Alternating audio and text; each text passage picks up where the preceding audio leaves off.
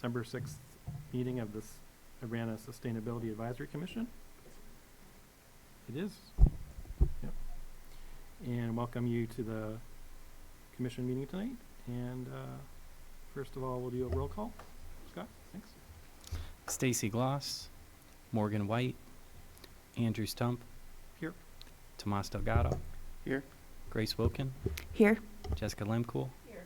Luke Westalker. Here. All right. And then looks like we don't have any minutes to review from last 2 months ago. So I guess we'll go to the third point. Is any additions to the agenda? Oh, I just want to mention Susan Montes on the agenda for presentations. She was likely going to have another presentation at another board meeting tonight and try and attend here after that, so she might be a little bit late. Okay. But we'll see if she makes it before we close up the meeting. Okay.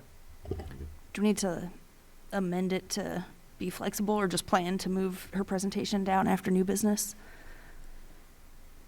I would move that to just move her presentation after new business.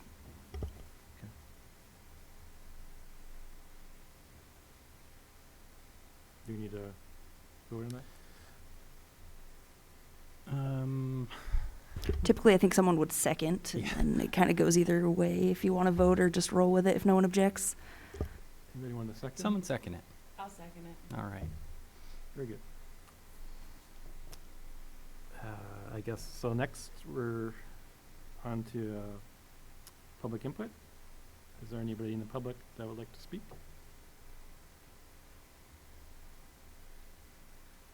Okay, I hear no one wants to speak, so let's move on to staff report.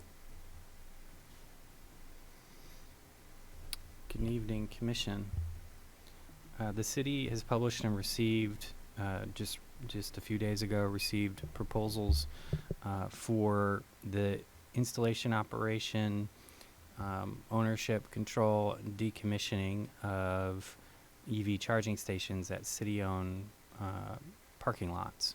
What we published was a request for a proposal that asked vendors to describe how they would install at their cost, operate, charge people charging their their electric vehicles at a charging station, and ultimately decommission or remove the equipment at the end of a contract at city-owned properties, all at their own expense.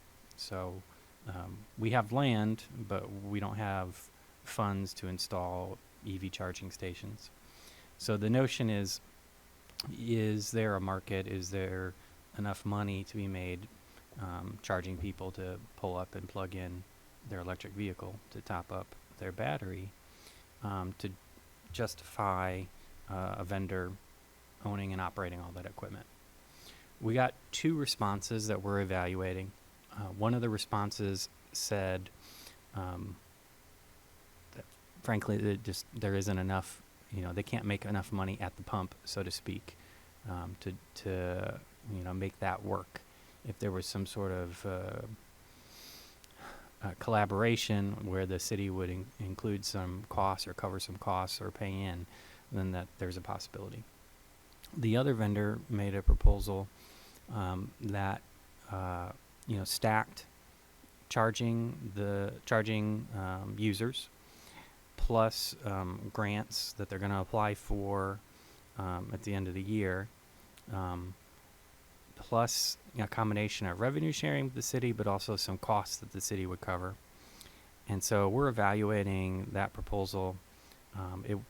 Going into this, it was our intention not to provide any city resources aside from property.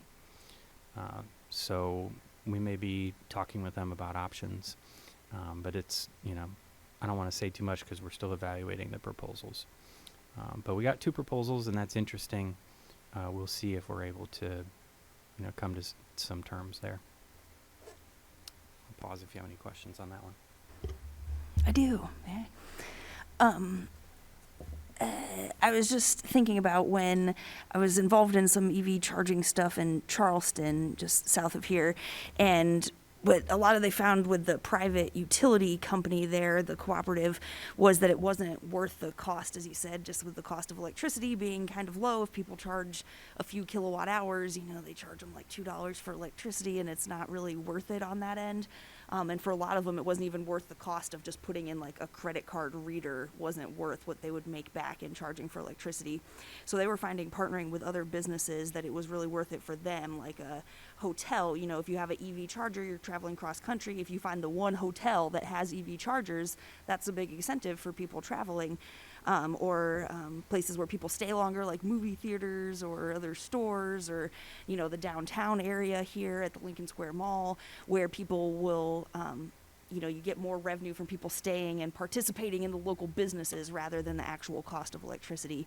So I don't know if that would be something to consider here, if there's other businesses that might want to draw in EV drivers to stay a while they're charging and take part in other goods and services.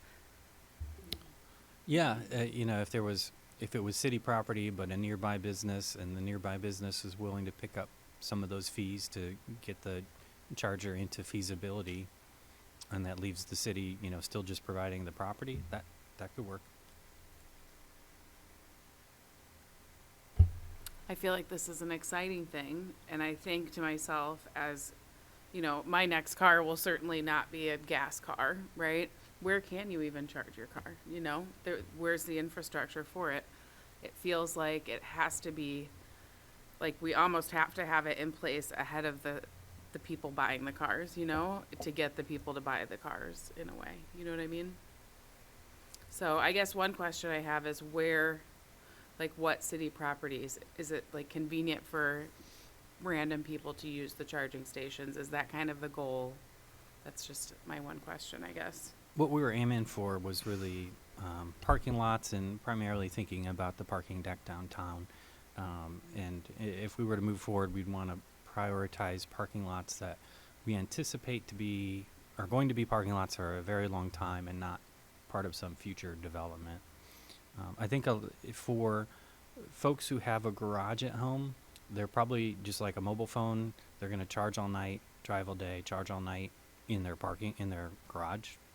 The gap, I think, to fill is going to be people who don't control where their car is parked at night. So if they live in an apartment or a condo, that the property owner may or may not install a charging station, but they don't have direct control over that. So that's the gap to fill. In the short term,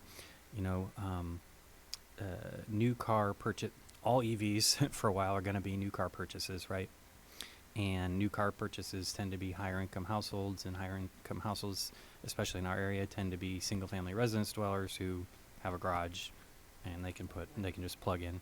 So in the very short term, at least, there's not a huge barrier, but we do need to, we want to be able to have other places for people to charge. Now, I've seen there's at least one apartment building that has put an EV charger in their parking lot in Urbana. I just saw that I get notifications when there's new electrical service added in the city. So I just saw there's a hotel in town that's putting charging stations in. So there's going to be a lot of this is going to happen without the city taking any action. We're just exploring what might be, a reasonable scale of action that's viable for the city here. So we'll see. I think it'd be interesting to look into larger apartment complexes too, because I know at least in my group of graduate students, most people are buying cars for the first time, and they don't get electric vehicles because their apartment complexes don't have charging. So I'm sure some complexes would chip in and help fund that, because it's beneficial for them. I wonder if the city could more so play a role of kind of liaising or kind of pushing businesses to put those in. I think it would be cool to have one downtown, but I wonder who would really, benefit from it in that parking garage. Just because, you'd probably want to live by it, and is it pay to park there also? So you have to pay to park, and then I don't know. That's just something that comes to mind. How about the library and, That like was on Meadowbrook there. Park? We actually just published a list of all of our properties, Mhm. and so we'll just give the vendors everything, all our information, and let them figure out what they think might be market. So, we'll see.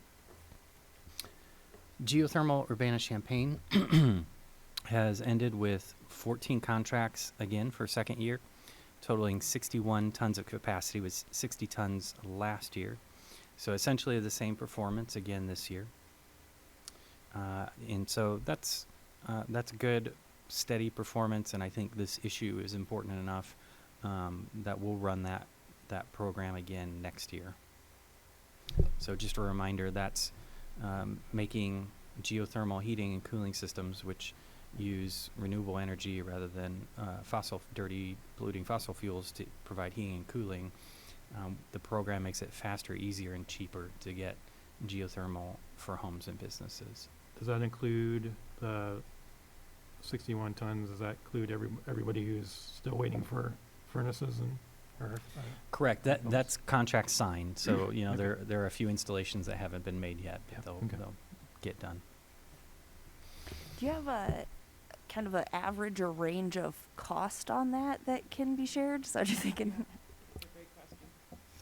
I might be able to look real quick. While I'm looking, I'll just mention on the next item, the developer for our second landfill solar development is moving forward, paying for an interconnection study. So that's a study with the utility whereby they see what kind of infrastructure the utility has to add to handle the new solar load. So that's good, that's progress. We're also tentatively scheduling a plan commission meeting for a special use permit December 22nd. So the first solar array has a special use permit. The second one will presumably get that as well. And that'll be starting the new year in a very good position, getting those two going. And the developer will then be looking at the state incentive programs, determining which ones to apply for, get that state incentive, and then move forward with building a project.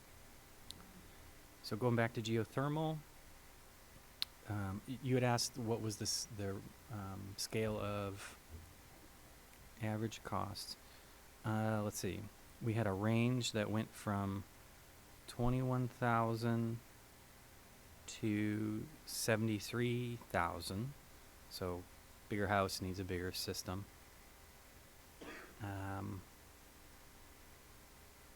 Yeah, does that answer it? I don't have the math for it. Oh, okay, I do have it. The average was 31,000.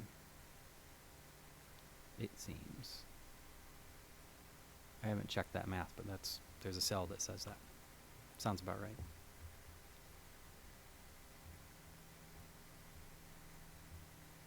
All right. Landscape Recycling Center hosted a rolling pumpkin smash event following Halloween. So we have a food scrap bin. We are we are engaging in a pilot project whereby we're accepting commercially generated pre-consumer food scrap for composting that goes in a concrete bin. It stays there for a period of time and then is mixed in with the leaf compost. It's possible they grind that before they mix it in. But for following Halloween, we've always accepted pumpkins if someone comes in with one or two. Now that we have the food scrap bin, it's a lot easier to take more pumpkins, and we advertised it this year. And so some volunteers with Champaign County Environmental Stewards, including Grace and Susan. Susan, were you there? Okay. But both people were involved with Champaign County Environmental Stewards. Handed out, greeted people, handed out information, and took some photos. And so we got a number of visits and a bunch of pumpkins, and that's good bulk for what ultimately becomes screened garden compost, which we sell.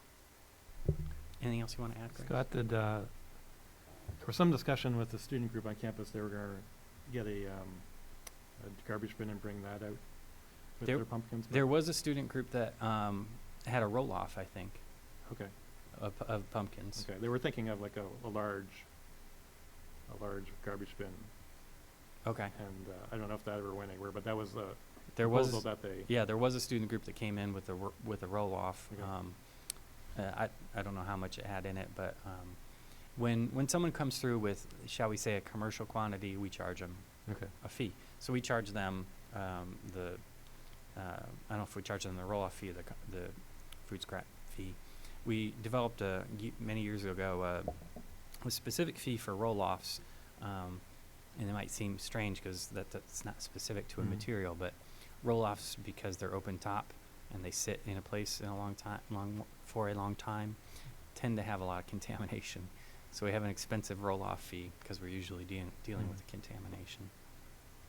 yeah, because they were trying to have some kind of event on campus, and they were gonna take all the pumpkins that were at the event. Yeah, it's good. It's good bulk for our screen garden compost. Did they accept pumpkins with paint on them, or no? I think we've asked people, just bring us the pumpkin. So, if it's painted, if it has a candle in it, anything more than that, we don't want it because that's contamination. Just like Christmas trees, you got to take the tinsel off and all of that. Right. Otherwise, it's contamination. At one point on our Facebook page, I've published a photo of a giant pile of screened out contamination, garbage. And, it almost looks like a pile of mulch because with the contamination, you get good product. And we have to waste all of that. We have to spend time screening it. And then we have to spend time hauling it to the transfer station for disposal. And then we have to pay for disposal. And so, it's really important to reduce the contamination that comes into the facility. It's just a drag on time and costs. I did have just a few things to add on that, and thanks to people who supported and came out to that, and I hope that we can have other SAC volunteers and support and keep this going for next year and future years to come. People seem to really respond to it, had a good time coming out, and another thing that also made me think of was about SAC, a lack of logo or tablecloth or things to identify us. Because SAC supporting this, but we didn't have a logo to include on flyers and things like that, especially with some of our goals and bylaws of having more community outreach and awareness. I think that would be definitely something fun for us to tackle is have a logo, maybe some tablecloth things or flyers or T-shirts, some organic cotton or recycled fiber T-shirts for sale with some cute Urbana sustainability thing. Could be a fun fundraiser and display. If we had a SAC T-shirt, I would have worn it that day, but we don't have these things. So it just got me thinking about things that we could do to be more visible for these kinds of events and be more involved. I had a few other just notes on practical things to improve for next year, like having wagons, and more signs, and stuff like that. I've got stashed away in an email to remember for next year. But yeah, it was a really good time. Lots of people came out, and I hope that we can continue it for future years. Moving on to municipal electric aggregation. Everyone's received a letter from Ameren, and you're probably going to get a letter this week maybe from our selected installer. So the city's municipal electric aggregation supply contract for the last 2 years is coming to an end with the December meter read. The new contract starts with the February meter read. And so we will be returning all accounts to Ameren's regulated supply for 2 billing cycles, and then automatically enrolling all of the accounts into the new aggregation contract in February. And so anyone who is in aggregation or is on Ameren regulated supply otherwise need not take any action, and they will be automatically enrolled in the new aggregation contract. The current aggregation price that's coming to an end is 4.5 cents per kilowatt hour. The Ameren price is 12.236 cents per kilowatt hour. And the new aggregation contract price is 12.21 cents per kilowatt hour, with a little bit more green power in the mix than Ameren. And so we're just slightly cheaper than Ameren. Our contract starting in February is a 22-month contract, and folks can opt out at any time if electricity prices happen to go down sometime in the future before that contract is up. Could I clarify something on that? So, because people who may have been enrolled in the past aggregate have benefited from these lower energy costs, they're going to practically, in a practical sense, they're going to see their electricity costs triple in that time because it's been so low, right? Like if they were on the Ameren rate, it would have gradually gone up this whole time. So people have benefited from this lower aggregate, but it is going to be a shock when people's electric cost triples. And you're saying that's coming this January, February? So at the December meter read, that'll be the beginning of the 2 bill cycles on Ameren, which will be 12.236 cents. And then in February, it'll go down to 12.21. Okay. I'm guessing that was in the letter that you sent to people?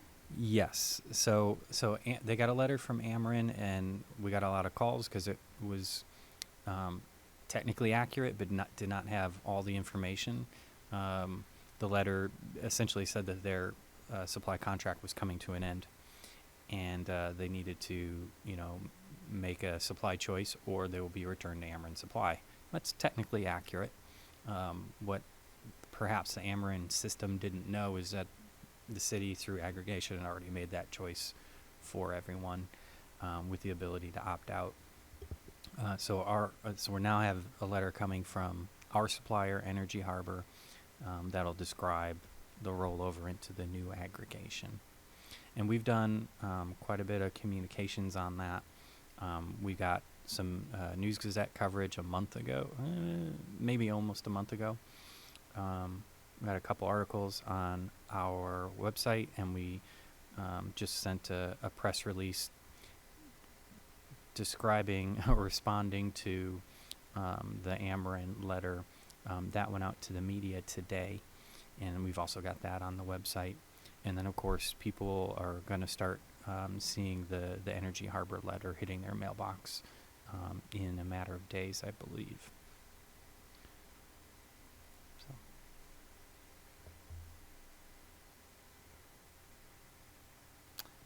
The final item here I have is a proposed SAC schedule for next calendar year. I've removed dates where there is a holiday, and I've removed dates where there's a holiday on a city council day, which will push the city council meeting into council chambers on a first Tuesday of the month. And I usually don't include January because, it's usually very early in January and it's hard to get a quorum. People are still on holiday. And we can take a vote on that. I think I have that on the agenda, actually. Yeah. So when we get to that point on the agenda, we can take a vote on it. It looks. I don't know if you mentioned the solar in the staff report. Oh, That's I skipped if over you want that. to brag Yes. about that year. Yeah. We had a record-breaking year for Solar Urbana-Champaign, our bulk solar purchase program. Our first year ever, we had 604 kilowatts of capacity installed. 605, I guess I say in the staff report. And this year we had 703 kilowatts of capacity on 70 properties across 3 counties. So our best year yet, which is amazing, 7 years into the program. You expect that the volume will decline over time and then level out at some low number, and then you stop doing the program because you've matured the market, attracted vendors, educated the public, soaked up latent demand. At that point, you stop doing this kind of program. But here we are with a record year. Electricity prices going up and record low solar prices probably contributed to that. We had prices starting at $2.75 a watt, I think maybe our lowest before that was like 305. So solar was down and the grid was up, so we sold a lot of solar. Really exciting. Really pleased with that. And of course, we're not gonna end the program on that note. We're gonna do another round and see what happens next year. Thanks. I had a question on that one. Do you happen to have handy numbers on the price range on the solar installs? Yeah, I just looked at that because I did an interview for WCIA the other day. The low end was $8,000, and I think it was 8,000 and 80,000. Again, depending on the size of the installation, but an installation with a total cost under 10 grand is just, I've just never seen it. It's unbelievable. And is now this that's a small house, right? But still. Yeah, absolutely. And then for the solar and also the geothermal, you're giving us the raw prices, right? Too. Is there rebates on top of that of what, almost a third or? Yes, 30% federal tax credit for both going forward. Actually, the geo was retroactive for this year too, wasn't it? Yeah. So yeah, for both of our program periods this year, 30% federal tax credit. The solar also enjoys a state incentive that is a cash incentive. Depending on the size of the system, a couple $1,000. So, yeah, that's just the beginning. Yeah, because those numbers sound kind of scary high, but you can also cut a third off in Yep. rebates for the Yep. actual out-of-pocket cost. Cool. Thank you. Now, is there a way to encourage both together? We've toyed with that idea. We put a slide in our geo presentation that makes that case that they work really well together. If you have geothermal heating and cooling, solar powering the geothermal, the pump and all the rest of electric demand, electric car in the garage, you have a pretty decarbonized lifestyle. That's pretty darn you good. you could have a program for net zero. Yeah, it's essentially net zero. Or You're almost a net zero. pollution-free household. It's kind of neat. Because technically you could use your car as a battery too. Yep.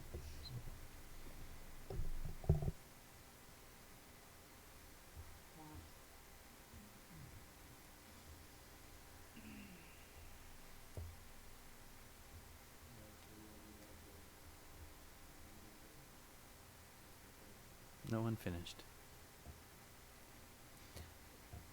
So we had, let's see, presentation. Oh yeah. We did move that after new business. Well, Susan's here. You want to just proceed with it where it was? I have no problem with it. I'm Yeah. just typical meeting rules. I don't know. Susan, come on up. No, you're fine. You're right on time. You can. So Susan, I'll introduce Susan for a moment while she prepares that. Recently retired from Champaign County and now Executive Director of Champaign County Environmental Stewards. And she's going to talk about the work they've been doing and hope to do on household hazardous waste.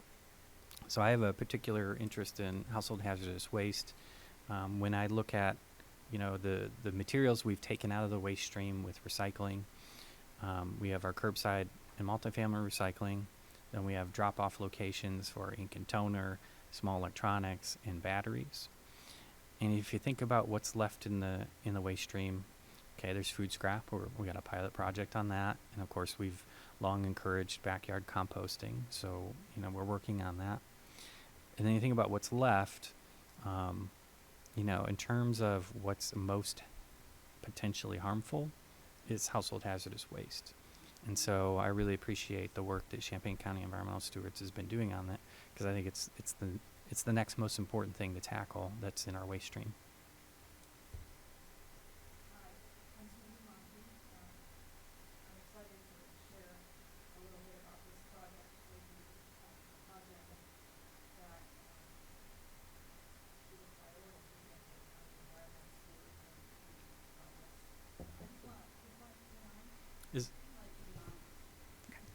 test.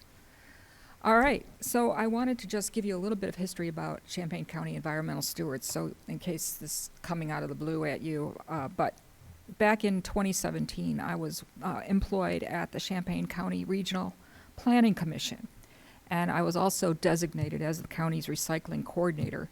And back then, household hazardous waste was an ongoing issue. We got calls all the time from residents asking, what do you do with this stuff in their garage? They wanted to move. They didn't know where to bring it. Things like that. It's a problem for realtors. It's a problem, an ongoing problem for the long term. So in 2017, I formed a task force, and the task force was comprised of professionals, interested citizens, and people with past related experience in this field. And we met for about 2 years and talked about what the best path forward would be to address the longstanding need for convenient, safe, and environmentally responsible household hazardous waste management for residents. And a key task force recommendation was to form a nonprofit to advance and support this effort. So the special task force identified the need to implement a regional solution to this problem as the most feasible, efficient, and sustainable solution. So we formed in April of 2019, the nonprofit. And the mission of the nonprofit goes beyond household hazardous waste collection needs. We support the ability of area citizens to responsibly manage materials by advancing improved local options for recycling, reuse, composting food scraps, safe and convenient disposal of HHW, which is household hazardous waste. And we strive to facilitate local solutions for waste reduction, such as reducing single-use plastics use. And we provide information and resources to assist citizens in these efforts. So I'm going to advance here to the next slide. All right, so you're all familiar with hazardous waste. Their characteristics can be toxic, flammable, explosive, corrosive. At a recent one-day collection, I touched the edge of a truck and my hand burned just from physical contact of some substance. So it's really pretty intense to be around hazardous waste, I tell you, without wearing gloves or something. Just to be in the area where it's being collected, you have to be very protected. So I did a complete wash of my hands. So yeah, it's a toxic, dangerous substance in commercial settings and industrial settings. It's highly regulated, its disposal and collection, but for residents, as we know, it's not. And a bunch of information here on this slide is about the risks that can be minimized associated with storing household hazardous waste in your basement or garage or wherever it is. If you have a safe place to bring it, these are the kind of risks that can be minimized. I mean, accidental poisonings, hazardous chemical exposures in the home, HHW-initiated or accelerated house fires, firefighters' exposure to hazardous chemicals, highly toxic smoke while responding to house fires, solid waste workers' exposure to improperly disposed chemicals, damage to the infrastructure at a landfill even, or solid waste hauler, trucks and facilities, wastewater treatment plant upsets. One of our task force members was the Urbana-Champaign Sanitary District operations manager. And upset and damage to residential septic systems. That's just a laundry list of risks that can be mitigated by providing a safe and convenient collection system. So back in 2018, the Mahomet Aquifer Task Force did a study and identified inadequate or improper HHW management as one of 6 contamination threats to the water quality of the Mahomet Aquifer. So I just like to point that out because should be a priority for our communities to address this need. Oh, gosh, I'm sorry. And improving the collection of household hazardous waste is, I consider it an investment in maintaining the quality of the Muhammad Aquifer. So the slide before you highlights Champaign County and highlights the locations of the 4 existing facilities in the northern part of the state and the one new one in Madison County across from St. Louis. And you can see that we're nowhere near a permanent collection facility, and the closest one would be in Naperville, which is a 2.5 to 3 hour drive. So that's not convenient, and we recognize that and understand that if something is not convenient, it won't be used. The once-a-year collections are better than they were, and I have another slide to talk about that. Back in 2012, the RPC did a study about the existing household hazardous waste options in the state, and we looked carefully at Champaign County, of course, and we saw the history of one-day collections was pretty pathetic. At one point in 2012, we had been waiting 6 years for a one-day collection. So that was just untenable. And as far as I was concerned, as person getting these kind of questions from residents, when is our next collection? When is our next collection?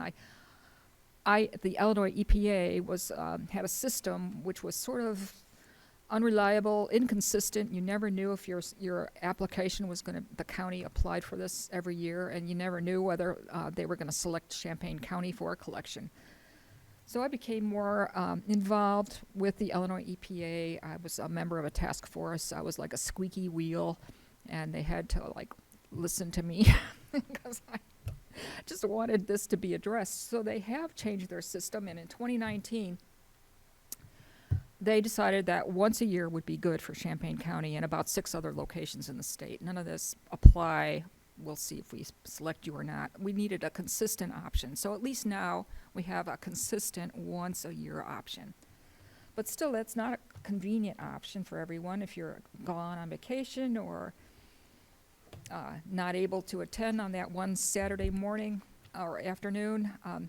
It's just not convenient enough. So I have this slide just to demonstrate that this is a need that has been researched since 2012 here in Champaign County, and there's lots of supporting studies and technical reports that would point to the need for a permanent collection facility as a good regional solution here. And we did a survey following one of the one-day collections in 2021, and 525 persons responded, 92% of which were from Champaign County. And the feedback was that nearly half responded that they have needed HHW collection services outside of the one-day collection. About 45% were willing to travel more than 10 miles to find a place to responsibly have their HHW collected. And that's important, just for various reasons. And 60% preferred a local permanent HHW collection facility as opposed to an annual one-day collection event. I mean, lots of people were just thrilled to have a once-a-year collection option. After going 6 years with no option, it was just pretty ridiculous. So we're improving. And so fortunately, last year I realized that this could be an ARPA-eligible funded project, at least the upfront capital cost. So I was able to apply for some Champaign County ARPA funds for the upfront planning capital costs toward this project. So we're very excited that we did receive a very generous contribution, $650,000, and I'm still seeking ARPA funding from other municipalities. And so this is an ongoing, since 2021, our nonprofit has been committed to this project as far as first commissioning the feasibility study and now committing to actually establishing the facility and administering it, operating it, and maintaining it. So it's a very exciting project. Operational expenses will be a challenge. At present, the preliminary estimates are $250,000 each year, and that would cover the cost of the facility administrator or managers, preferably someone with lots of forklift expertise and that kind of quality. That would be a kind of thing we would look for in that person, and it works at other facilities in northern Illinois. Hazardous waste contractor, which is a part-time, they'd be hired to have the facility open twice a month for collection, and then utility and maintenance costs.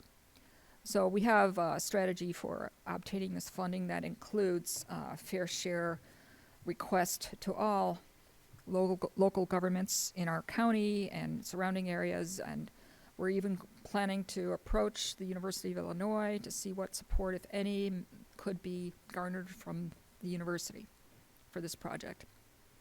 Transportation and processing of collected HHW. Each year, the Illinois EPA will provide an annual appropriation of $275,000 to cover those costs, which is a wonderful benefit to leverage on for this project. So we're very thrilled about that. So I just left a contact slide information here. You can find us online, and we will have project updates posted. I believe next February we're planning to launch a capital campaign for additional funds for this project. So thank you very much. I just wanted to provide this overview, and I can answer any questions if you have, hopefully. Right. Yeah, Susan, I just had Sure. quick one. I gotta ask something. Thanks again so much for coming and sharing the information and this really important need.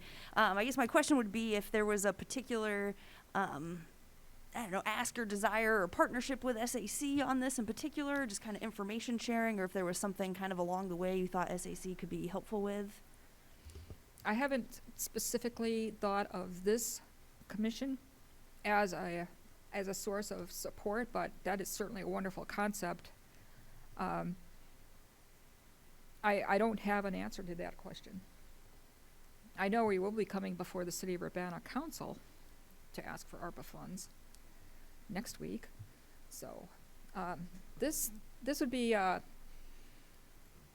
I'm just thinking of fun kind of projects associated with this overall project, like having a funding GoFundMe for like a forklift or something. Just have an object and then have a goal and then just do some community events. And I will share those with you all, and as time goes on. We're on a timeline to have this done because we are using ARPA funds. We will likely locate a site and get started on a building soon, like next year. And we had been identifying sites with existing facilities and structures, but we're finding out from our architect that we're working with that is a very pricey option to retrofit some of these buildings.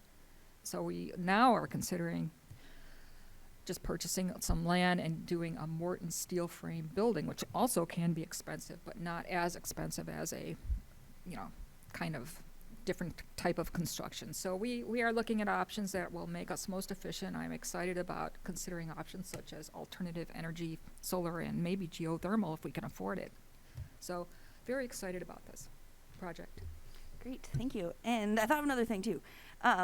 Just want to say thanks for the previous partnership too, that CCES has been pivotal, and Susan in particular individually, in the food scrap pilot project and pumpkin smash and lots of great things that we've partnered on together in the past. Yeah, we could have some good news. We're working on it. Yeah, I'm saying I look forward to more, great partnerships with CCS and SAC. And then with U of I don't know if some people here may be more plugged in Right. than others. If we have We Morgan, plan to reach but- out to Morgan. Yep. And talk to her, and even the chancellor. So Mhm. we have some ideas about how to proceed there. Great, yeah, because their Division of Research Safety and all, like they might have some of Right. the expertise, kind of a pipeline of education into like management of this facility. Yep. Cool, thank you. I'll Thank bring you. this up to the Student Sustainability Committee. Student Sustainability Committee, Yeah, I'll it bring- has to be associated with a department. yeah, And so I'll that's bring Morgan. it up to them Yeah, because they have lots of leverage, so. yeah. Yep, we want to explore that option, definitely. We need all the support we can get, and, local governments are always being asked for money, so if we can get support, we will find it. Thank you. Susan, I just wanted to say thank you, because this Oh. is a really important issue, and it makes me excited to live in this town if we're gonna have a potential facility for this. I Yeah. just think about, it's just more and more chemicals just being put out there, and if this is a way to get that nastiness off of our beautiful planet, then, I think this is just a really exciting thing and so important. And Yeah, I'll so just say one awesome. more thing. As I researched this need, I came across some really cool articles, and one from the city of Urbana, former public works person, James Darling, I believe his name was. He identified this need back in like 1991. I mean, it's been on the same kind of timeline as the Landscape Recycling Center when that idea was being floated around. So was a household hazardous waste collection facility. But it just fell through the cracks, and it really does require a community to come together and make this happen, so. Cool. Oh, thank you.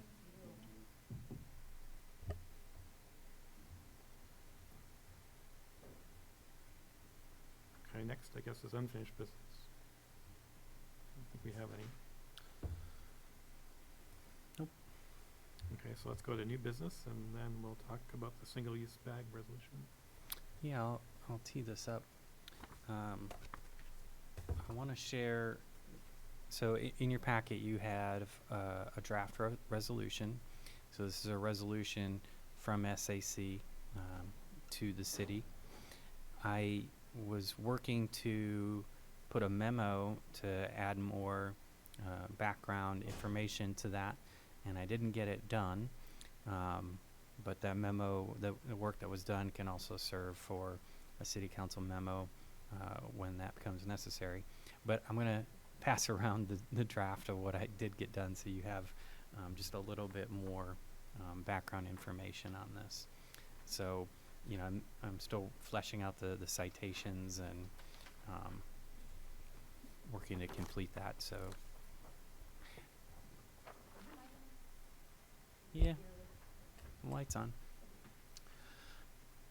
So the notion here is, well, first and foremost, there is a city council goal in the mayor and council goals that were approved this year to explore green fee revenue.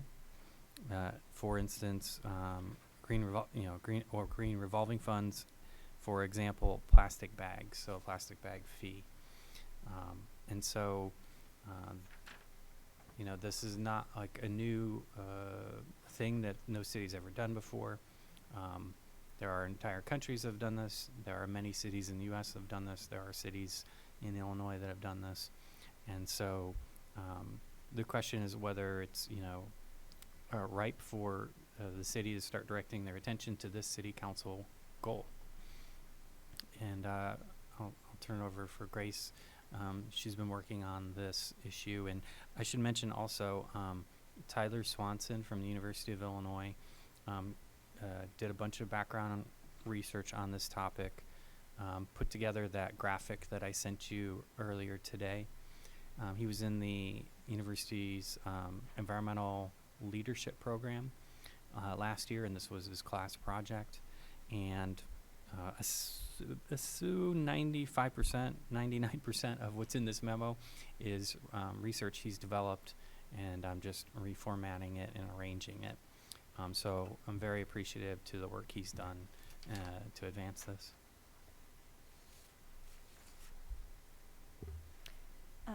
Yeah, I agree. Thanks for that one. If I can chime in a few things too, again, the part of council goals and also brought up by a few members of the public about litter issues, and been some support for this from various avenues.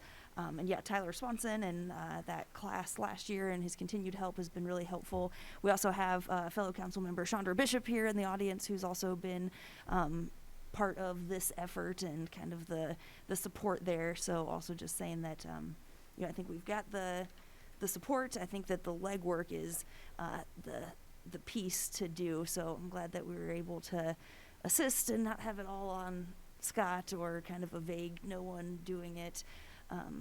And so I think that this is definitely a great step. And another thing too is I think that this resolution is great as the SAC recommendation. I mean, not as is, there's still plenty to do. And that is, if there's interest, we can continue to talk about this next meeting in February, if we want to continue and dive more into this recommendation to council. And I think it would also be great to have a resolution formatted for council to actually pass instead of just a recommendation, but just, make the few word changes so that it's in a format for council to actually pass. I think I do feel compelled to be pessimistically honest about some of our recommendations, like the fire station one. We spent, 2 meetings, 2 months worth putting together these recommendations. And then to my recollection, that was just kind of quietly slipped in, a giant stack of stuff that we had to read that week. It wasn't really like a presented, highlighted, like didn't naturally kind of come up in discussion.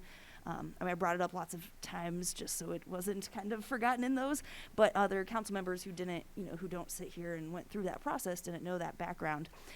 So I think that that's kind of, for me, also wanting to make sure that it has more recognition and more action than just a recommendation that can just easily be put aside without a requested action, and bring actual resolution to council and say, we're asking you to actually pass this right now, not just take the recommendation and maybe do something with it later. Yeah, it occurred to me, I kind of introduced this and just kind of presumed that everybody knew the why. So, in the memo, some of the research that Tyler had presented, is this overwhelming number of single-use bags, plastic bags, paper bags that are generated.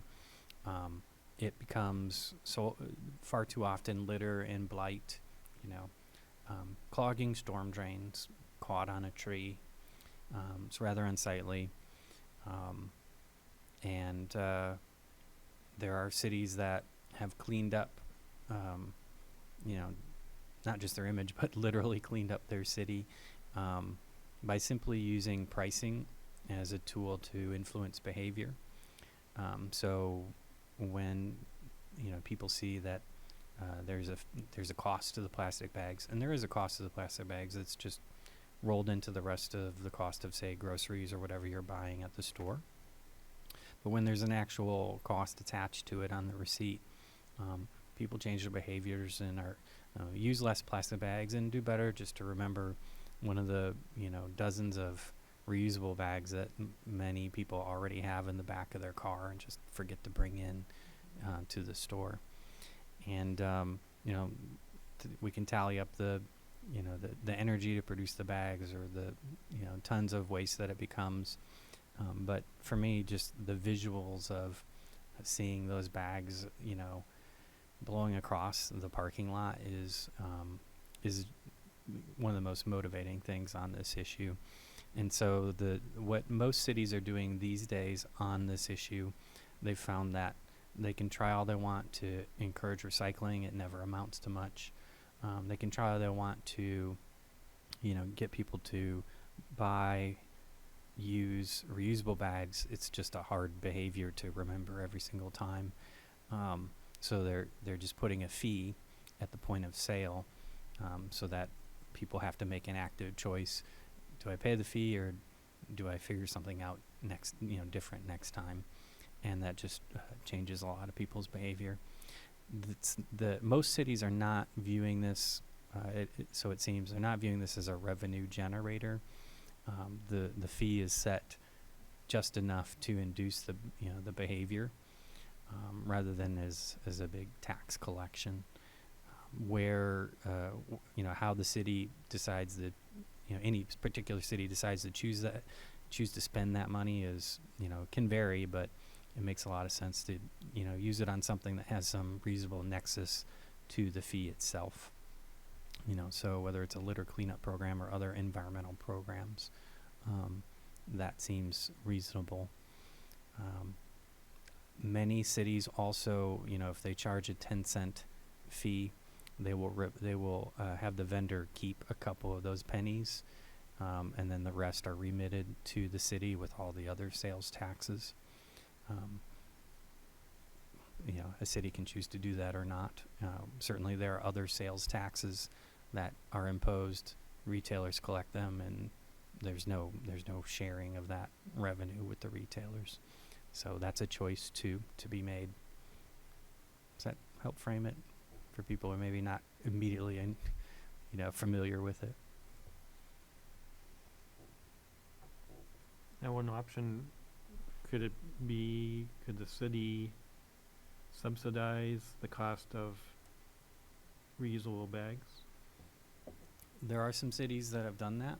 Because I'm just Um, thinking, I've seen in Canada where they sell the reusable bags right at the cash register, but they're a reduced cost. So, I mean, when they're $1, how much more subsidy? Obviously you can buy a $35 reusable tote bag. They're out there. Probably a $100 tote bag. But there are also reusable tote bags at grocery stores that are $1. I would add to that too, some things we brought up, you guys in particular, in the last ones too, about Section 4 in there, if you saw, was to, the city requesting that they make a smooth and equitable transition to this fee or tax with things like public awareness so people know that it's coming, having this tax be waived for EBT food stamp purchases. That's what the City of Chicago model does. So if someone's checking out with link card, food stamp, subsidized food, then the bag tax is waived for those grocery items. And then also providing some free, durable, reusable bags kind of at the beginning in the early stages at key areas like the township or more kind of affordable grocery stores like Salt and Light, places like that where people who might need to stock up on those reusable bags can have those available for free or very reduced cost at some key places. And I think Scott also mentioned the idea of the green revolving fund, and just wanted to highlight that too, that would be one of the options. Was kind of I think the ideal case is if this revenue can be put aside and be used for future investments in sustainability efforts, like putting solar panels or geothermal on city-owned places, and then that savings goes back into the fund to invest in future things. So we were requesting that they kind of direct staff to look into setting this sort of thing up and what it would take, the capacity for enforcing, monitoring, all the things that go into behind the scenes of doing it, I think are some of the harder parts, and considering approximately 5 to 10 cents per bag as the rate.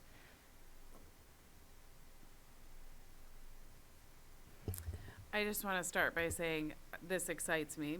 Anything to get the nasty, like all of our addiction to trash out of the forefront of our lives is an exciting prospect, and I'm glad that Urbana is considering doing this.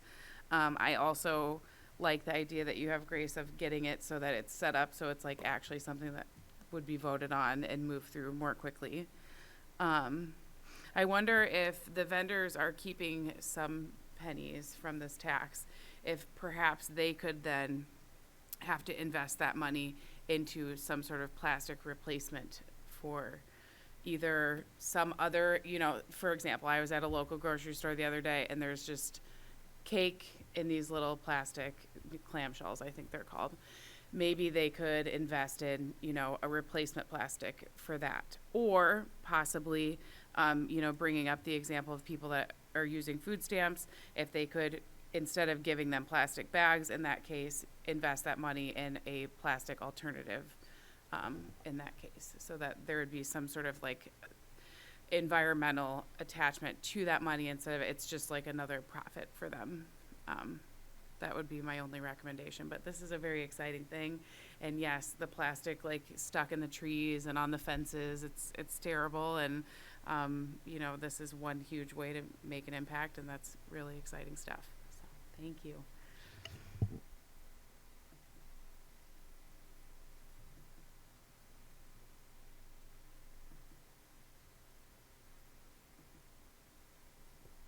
Cute, great idea. Any other brilliant input or questions? I think one way, on the topic of how this could, be waived for WIC and SNAP recipients, of those users, I think those who don't have their own vehicle, who are traveling through public transportation, are the ones who likely need those sort of more durable bags just to get from A to B. Right now, there's not really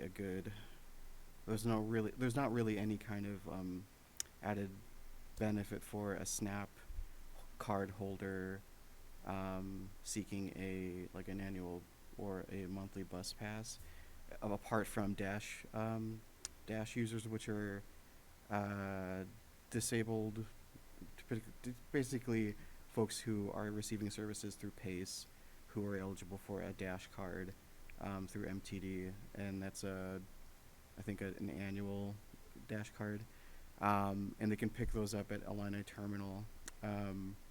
That would be maybe one way of like introducing, I guess, like reusable bags into the hands of a SNAP card holder that isn't relying on the vendor to administer or share the bags.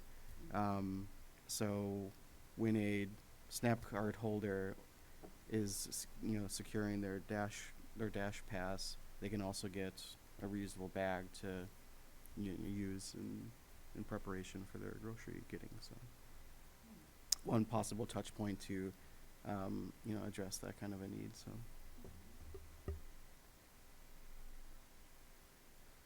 I think to kind of add to that, especially like if they were the bags that fold up into themselves and are just really easy to store, I think those bigger bags, if it's just like any bag, I think people will forget them, but if it's in something that's easy to store and keep on your person, I could see that being more useful for really anyone with a reusable bag situation.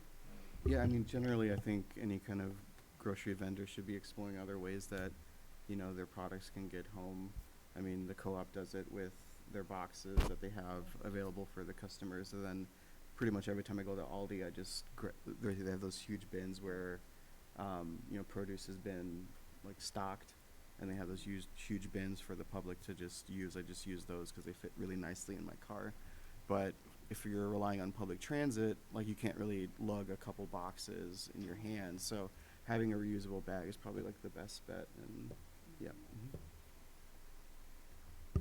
Yeah, great ideas. Or even carts to some extent, The grocery stores no, don't steal my shopping carts. But it's people have a long walk in the cold weather with a bunch of groceries and don't have their own cart. And so, yeah, even those kinds of cart type things or more durable ones for when you have a decent amount of groceries and you have to walk or take the bus, and can even be more than a few armloads full.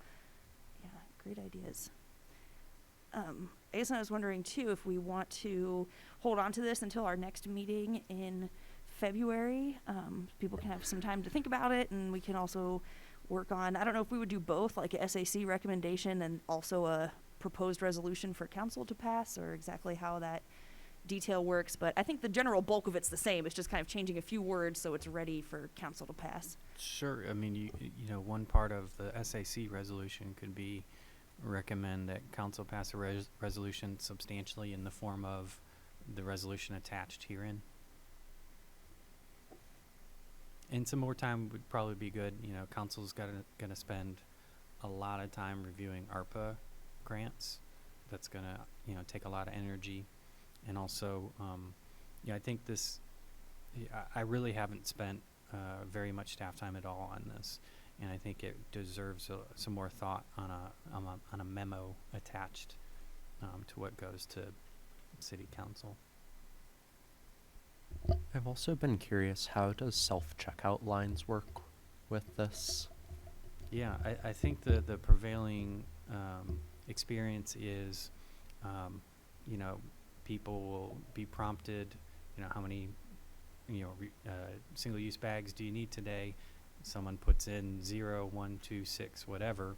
It charges them for that, and if they don't put in what they actually use, it's de minimis. Because I was wondering if there might be an incentive to having, some money off if you bring reusable bags instead of a fee. So the human psychology of it is we're more motivated by losing 10 cents than we are by gaining 10 cents. I'd say also too that it depends on the model, and there's still lots of details to work out. But some of the ones we've looked at, like in Chicago and others, I think in Illinois, so a grocery store pays the tax off of the wholesale. So when they get 1,000 plastic bags into their store, that's when they pay the tax for 1,000 plastic bags.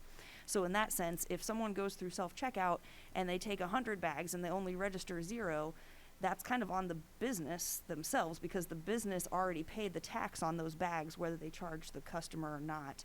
So I think also in that respect, like, it's a lot of it the honor system and self-reporting, and then also at the same time, if the grocery store's paying it on the wholesale, that's on them to enforce it. And if they don't, they're still paying the tax on those bags. They're just not charging the customer for them.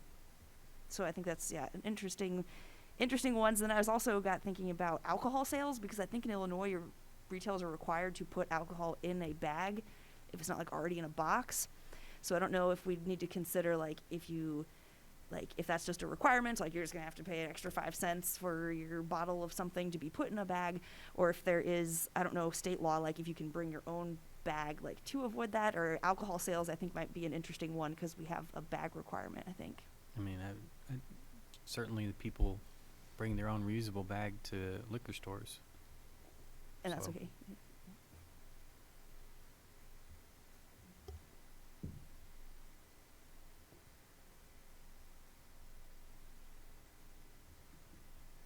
Is there any way that we can make this document like shared so we can all edit and contribute? I think that gets into an Open Meetings Act violation.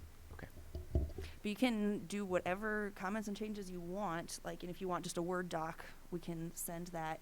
And you can send all your feedback to Scott or one designated person to compile, right? Yeah. Are you okay with that if Yeah, people send absolutely. you So- their notes and thoughts on things? Actually, why don't I make a note to send everyone a Word copy, and you can use track changes and any edits you have, send it back to me. Thank you. I think that'd be great, especially missing a few commission members tonight. Just want to be sure we have everyone's input and some time to digest and think. And if you want more information too, we've got that Tyler Swanson provided us with a nice bundle of academic journal articles and other research and things. So if you, however far you want to go down the nerdy rabbit hole, we've got stuff to go through. And then you can give us a draft before the next meeting that we can read. Exactly. I can compile all the changes. Sure. And it'll be in packet.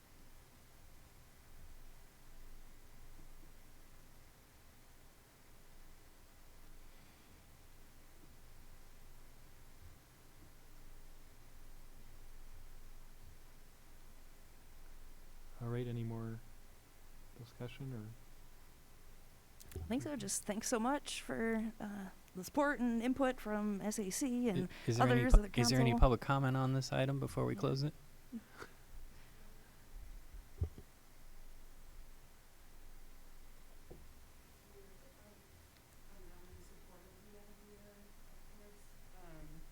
I was learned a little bit more that like you can't. I know we're saying that we won't charge EBT customers, but you can't like federally charge them a bag tax anyway.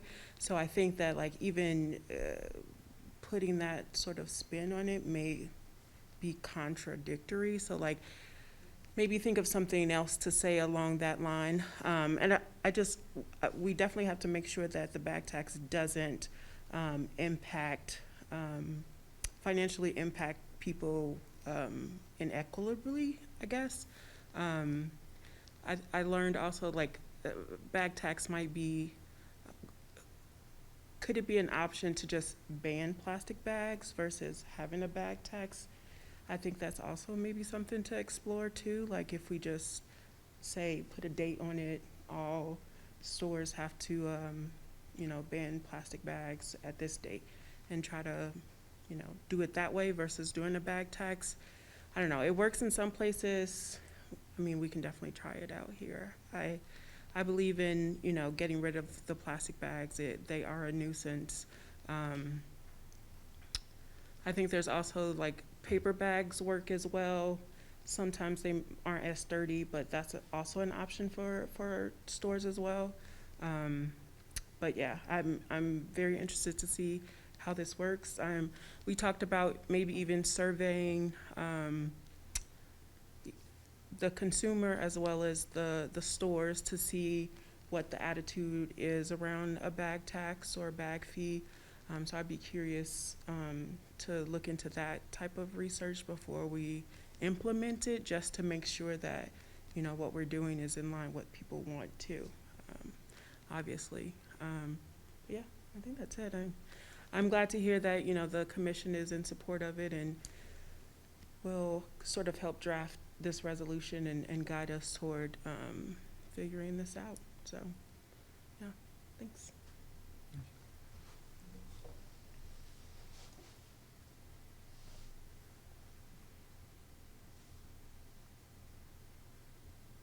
All right, so I guess next is to vote on our new schedule next week. Sure. Motion, second, discussion? I'll move to approve our 2023 SAC schedule. I second. Right, who got it? It was really simultaneous.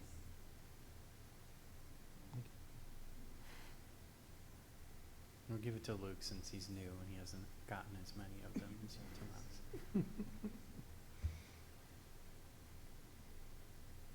Any announcements this evening? Oh, wait, discussion first. Oh, and vote. discussion, sorry. Yeah. Okay. If everyone's good, we'll just move to a vote. Any discussion? Sorry. Okay, let's take a vote. All right, let me get the roll pulled up. Andrew Stump, Yes. Tomas Delgado, Yes. Grace Wilkin, Yes. Jessica Limcool, Yes. Luke Weststocker. Yes.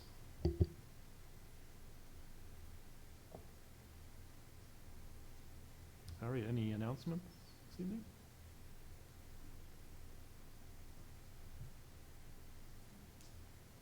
Guess I have one. The helicopter that's dangling a geophysical array underneath it that's mapping the Muhammad Aquifer in Champaign County has been working this past week, and so they're likely about halfway down the county, so in the next few days they'll be around the Champaign-Urbana area flying, so you may see the helicopter not flying over the city, but it'll be flying around the city. So. And Andy, does it not fly over urban areas at all? No, it And- doesn't do a survey. I'm not sure if it has to fly over to get to the other side, but so it actually will. What's the reason why it doesn't just map all the way through the? It's too much electrical and metal and Okay, everything. so it doesn't work basically. Yeah, and I don't know because it's about 150 feet off the ground, so that probably would not work either. So Yeah. So don't panic if you see a helicopter dangling some wires flying around rural areas. It's supposed to be there. and it'll be stationed out of Frasca Airfield. Yeah. Uh, Talk about, just for briefly a moment, HTEM is really interesting, powerful technology. Share what that Mhm. is.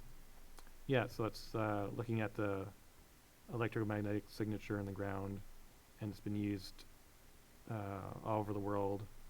In the U.S., primarily in California and other places where there's aquifers. So able Chicago to, coastline. yeah, the Chicago Lake Michigan coastline. Mhm. In that case, they were looking at the coastline, erosion along the Mhm. coastline, but here they're looking at the aquifer, and they'll be able to image the subsurface down to 800 feet or something like that. So it creates this 800-foot three-dimensional image of what's underground.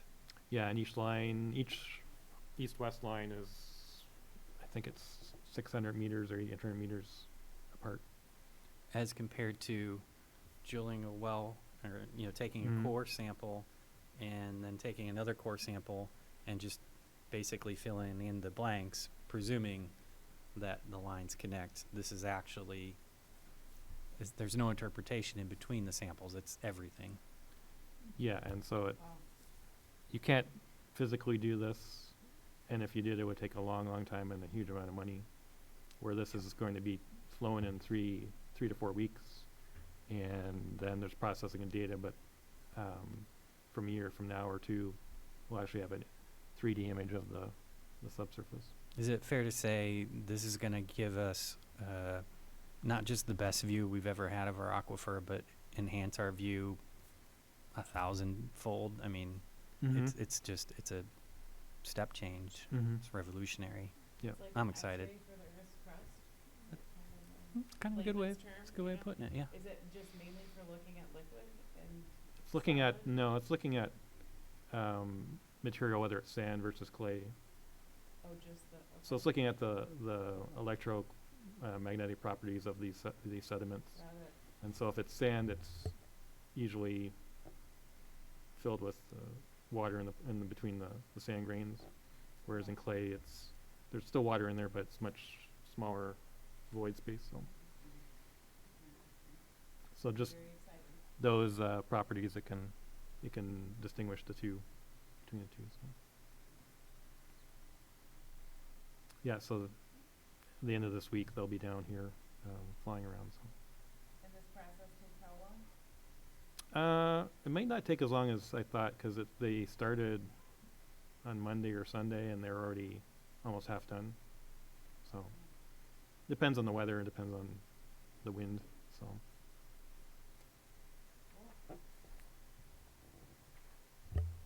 All right, so no more announcements.